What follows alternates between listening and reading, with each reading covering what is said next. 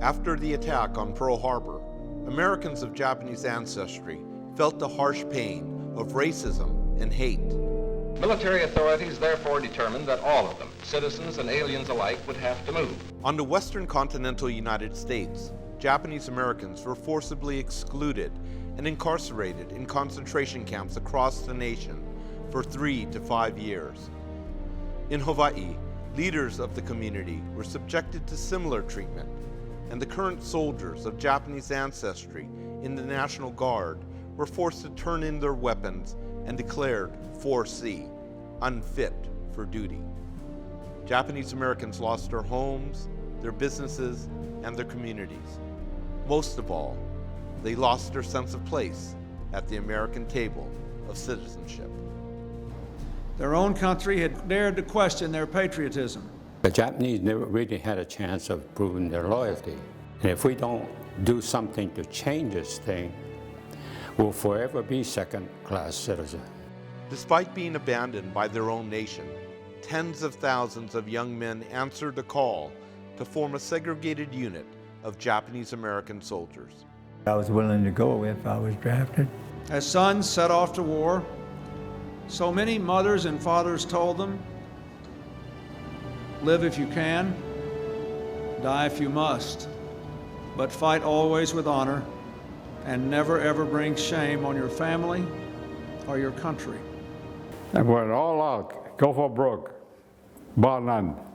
The 100th Infantry Battalion, which was later to be joined in battle by the 442nd Regimental Combat Team, would engage in some of the fiercest battles in northern France and Italy. From rescuing the lost battalion in the forests of the Vosges Mountains, to liberating a satellite of the Dachau concentration camp, to breaking the Gothic line in a matter of minutes, this unit would become the most highly decorated military unit of its size and length of service in the history of the U.S. military. The 442nd and the 100th Battalion didn't seem to have impossible in their vocabulary. In the Pacific, thousands of Japanese Americans served with the Military Intelligence Service. Using their command of the Japanese language, these young men served as interpreters, interrogators, and intelligence specialists in every major battle against Japan. General Douglas MacArthur stated, "Never in military history did an army know so much about the enemy prior to actual engagement." In the post-war years, they served as translators in the war crime trials held in Japan and helped to rebuild Japan and compose its new constitution, which stands until today.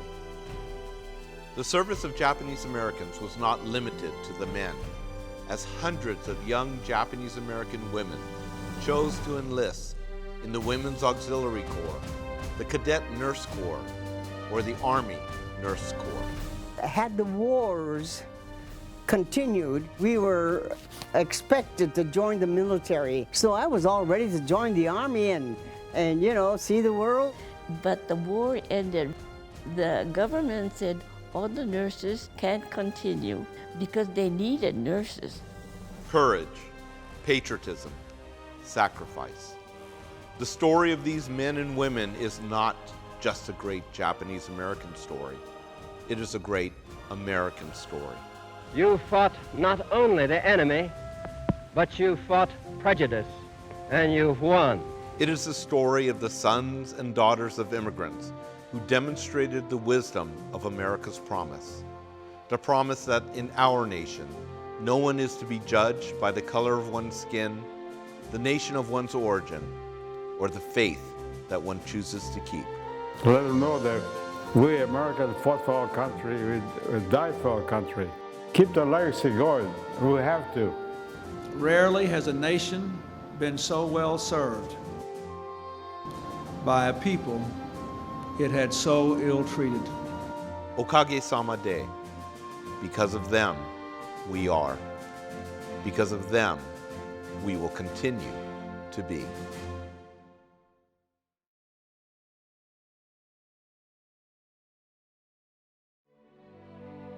The 100th and the 442nd, as well as the MIS, have to prove the point that only way we can let them know that we're equal is to go to war. When they formed 442, that's when they let me in. I guess they was getting desperate. I was poor, everything, you know, and I thought, well, they're going to give us free meal, give us clothes and everything. We should fight for our country, loyalty, those things. And my father said to protect my family if I could. Well, it proved to me that we were good Americans, deserving to be treated as Americans, and proud that we had the opportunity to do what we did. Proud of the guys ahead of us that came back and those that did not come back. I happened to see an item in our editorial in our local newspaper that said that the Women's Army, WWII, officially became a part of the men's armies, and Nisei women were allowed to volunteer. Thought that I could do something to relieve the boys. I've always wanted to feel that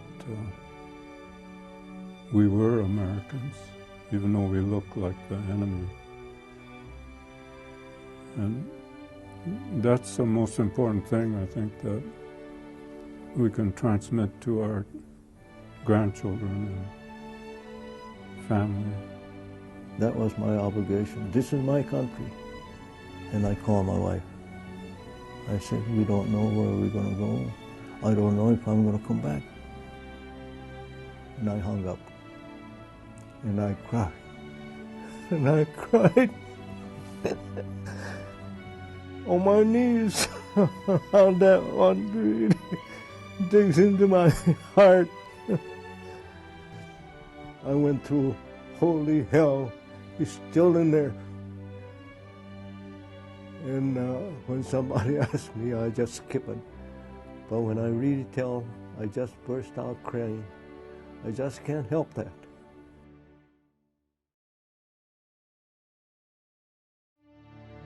Go for Broke National Education Center has released numerous video series ranging from combat stories to the ways Americans continue to embrace this story. This is the Naragi we kind of designed with these in mind. The series, Sharing Stories Around the Table, offers interesting conversations about how the veteran story affects us today. My great uncle receiving the Medal of Honor has really made me reflect on my Japanese heritage, how his life and legacy has had an impact on my life. Oh my God, why am I crying? They didn't do this for the glory. They did it because it was the right thing to do. Obligation. And about doing your part. That is so much about the core value of the 100th and 442nd veterans. Heroes Among Us, stories of courage, patriotism, and sacrifice. Breaking of the Gothic line. The service of Dojo Hayashi. Sergeant Kazuo Masuda.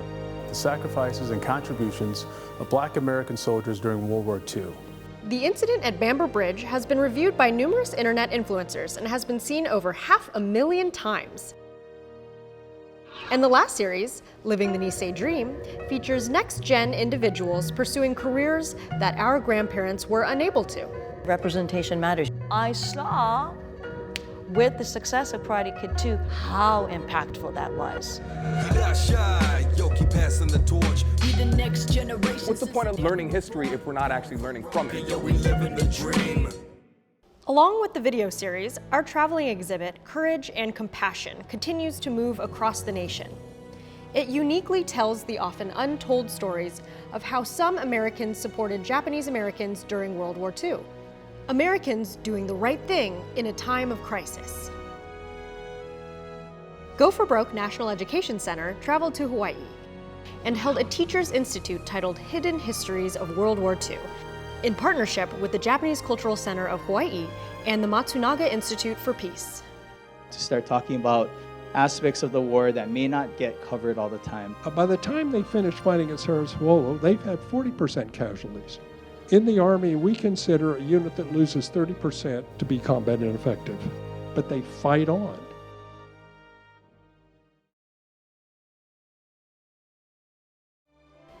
Go for Broke National Education Center has begun to make a tremendous shift to reach out to diverse communities across the nation and to ensure that this story is recognized not as a great Japanese American story, but as a great American story.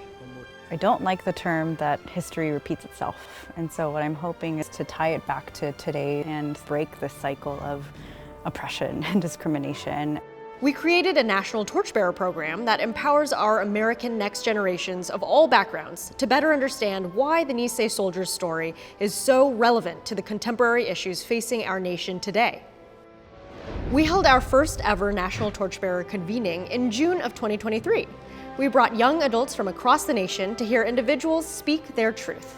JA, history during World War II, how that is so crucial to our identity. It really relates to a lot of other people of color that have been discriminated against. Being storytellers in our own right, healers in our own right, and revolutionaries in our own right.